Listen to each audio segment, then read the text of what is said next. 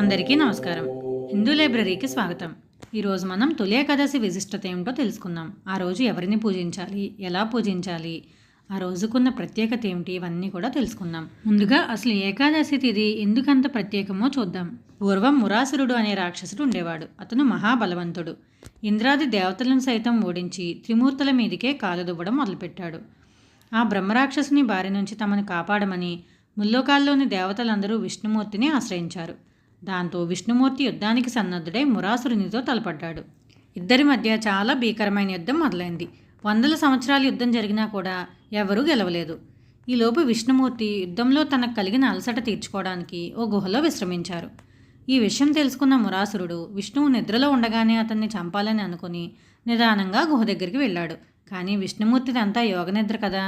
ఎప్పుడైతే మురాసురుడు చెడు ఆలోచనతో విష్ణుమూర్తి వద్దకు చేరుకున్నాడో వెంటనే ఆయన నుంచి ఒక శక్తి ఉద్భవించి మురాసురుణ్ణి సంహరించింది.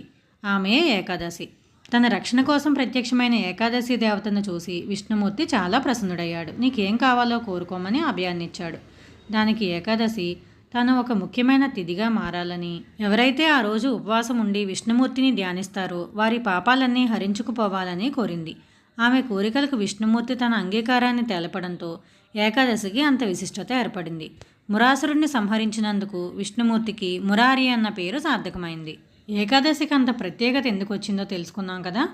ఇలాంటి ఏకాదశులు నెలకి 2 వస్తాయి. పౌర్ణమికి ముందొకటి, తర్వాత ఒకటి. అలా మొత్తం సంవత్సరం అంతా కలుపుకుంటే 24 ఏకాదశులు వస్తాయి. వీటిలో ప్రతిదానికి ఒక్కొక్క పేరు ఉంటుంది, అలాగే ఒక్కొక్క ప్రత్యేకత కూడా ఉంటుంది. అలా ఆషాఢ మాసంలో పౌర్ణమికి ముందొచ్చే ఏకాదశినే తొలి ఏకాదశి అంటారు. ఆషాఢ శుద్ధ ఏకాదశి నాడు విష్ణుమూర్తి పాలకడిలిపై యోగ నిద్రలోకి వెళ్లే సందర్భాన్ని తొలి ఏకాదశిగా పరిగణిస్తారు. స్వామి నిద్రించే రోజు కాబట్టి దీన్ని శయన ఏకాదశి అని కూడా అంటారు. ఇలా శయన ఏకాదశి రోజు యోగ నిద్రలోకి వెళ్లిన విష్ణువు 4 నెలల పాటు యోగ నిద్రలో ఉండి కార్తీక శుద్ధ ఏకాదశి రోజు మేల్కొంటారు. అందుకే కార్తీక ఏకాదశిని ఉత్తాన ఏకాదశి అంటారు. ఆ తర్వాత వచ్చే రోజునే క్షీరాబ్ది ద్వాదశిగా మనం జరుపుకుంటాం.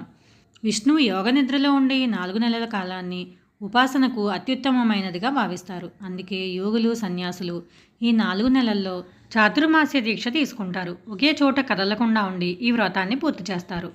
అలాగే సంవత్సరంలోని 24 ఏకాదశులు పూజ చేసుకోవాలనుకున్న వాళ్ళు కూడా ఈ తొలి ఏకాదశి రోజునే పూజను మొదలుపెట్టుకుంటారు. తొలి ఏకాదశి రోజు పూజ, ఉపవాసం ఎలా చేయాలో తెలుసుకుందాం. ముందుగా దశమి రోజు ఏకభుక్తం పాటించాలి. ఒక పూట భోజనం చేసి రెండో పూట అల్పాహారం లాంటిది తీసుకోవచ్చు. ఎందుకంటే ముందు రోజు రాత్రి వరకు కడుపు నిండా భోంచేస్తే మర్నాడు మనం ఉపవాసం అనేది చేయలేము. అందుకనే ఈ ఏర్పాటు. ఏకాదశి రోజు ఉదయాన్నే స్నానం చేసి విష్ణుమూర్తిని పూజించుకుని ఉపవాసం ప్రారంభించాలి. మన వయసును, ఆరోగ్యాన్ని అనుసరించి ఉపవాసం 3 విధాలుగా చేయొచ్చు. మంచినీళ్ళు మాత్రమే తాగి చేసేది మొదటి రకం. రెండవది ఫలాహారం అంటే పాలు, పళ్ళు మాత్రం తీసుకుని చేసేది.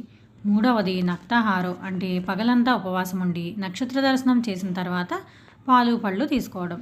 ఎలాంటి ఉపవాసం చేసినా సరే మిగిలిన విషయాల వైపు వెళ్లకుండా మనస, వాచ, కర్మణ దైవ ధ్యానంలో గడపడం ప్రధానం. అలాగే వీలున్నవారు తప్పకుండా జాగరణ చేయాలి. జాగరణ అంటే ఊరికే కబురుతో కాలక్షేపం చేయకుండా దైవ ధ్యానంలో గడపాలి. భజనలు, పురాణ శ్రవణాలు ఇలాంటి వాటితో గడపాలి. తర్వాత ద్వాదశి రోజు ఉదయాన్నే స్నానం చేసి తిరిగి పూజ పూర్తి చేసుకుని ఎవరికైనా భోజనం పెట్టి కానీ లేదంటే కనీసం స్వయం పాకం ఇచ్చి అప్పుడు మనం ద్వాదశి పారణ చేయాలి. పారణ అంటే భోజనం స్వీకరించడం. అలాగే ద్వాదశి రోజు కూడా ఒక పూటే భోజనం చేయాలి. దీంతో మన ఏకాదశి వ్రతం పూర్తవుతుంది. దీని గురించి ఇంకా పూర్తి వివరాలు కావాలంటే నేను ఇంతకు ముందే వీడియో చేశాను. ఆ వీడియో లింక్ డిస్క్రిప్షన్లో ఇస్తాను, చూడండి. తొలి ఏకాదశి రోజు చేసే ఉపవాసం వెనకాల ఉన్న కారణాలు ఏంటో చూద్దాం. ఈ నెలలోనే ప్రకృతిలో, పర్యావరణంలో అనేక మార్పులు వస్తాయి. వర్షాకాలం వల్ల మన శరీరానికి జడత్వం వచ్చి అనేక రోగాలు చుట్టుముడతాయి. ఉపవాసం వల్ల జీర్ణకోశం అంతా శుభ్రమై దేహం కొత్త ఉత్సాహాన్ని సంతరించుకుంటుంది. ఉపవాసం వల్ల ఇంద్రియ నిగ్రహం పెరుగుతుంది. అంటే మన మనసు, శరీరం మన అదుపులో ఉంటుంది. అంతేకాకుండా కష్ట పరిస్థితుల్లో, అంటే మనకు కష్ట పరిస్థితులు ఏమొస్తాయి అని అనుకోవచ్చు, కానీ ఎంత గొప్పవాళ్ళైనా, ఎంత ధనవంతులైనా ఒక్కోసారి ఆ పూట భోజనం లేని పరిస్థితి ఏర్పడుతుంది. ఎందుకంటే మనం ఎక్కడికైనా వెళ్ళవచ్చు, ఏదైనా పరిస్థితుల్లో ఇరుక్కున్నప్పుడు. అలాంటి సమయాల్లో ఒక్క పూట భోజనం లేకపోయినా చాలా ఇబ్బంది పడుతూ ఉంటాం.